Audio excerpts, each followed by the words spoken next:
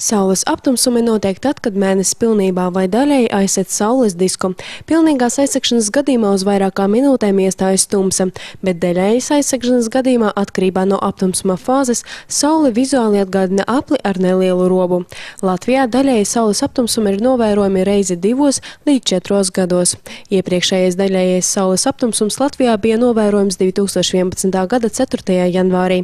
20. martā 2015. gadā aptumsums sākās 10:56, maksimālo fāzi sasniedzot 12:05. Aptumsums beidzās apmēram 13:14. Aptumsuma vislabāk bija vērojams Latgalē, jo no valsts ziemeļrietumiem debesis jau bija mākoņu un aizklātas. Kā to iepriekš informēja Latvijas vides geoloģijas un meteoroloģijas centra sinoptiķi.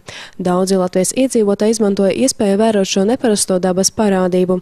Lai vērotu daļējo saules aptumsumu, katrs izmantoja dažādas iespējas. Daudz viet bija pat izveidotas speciālas apskates vietas. Savukārt pilns saules aptumsums katrā konkrētā geogrāfiskā vietā ir reta parādība.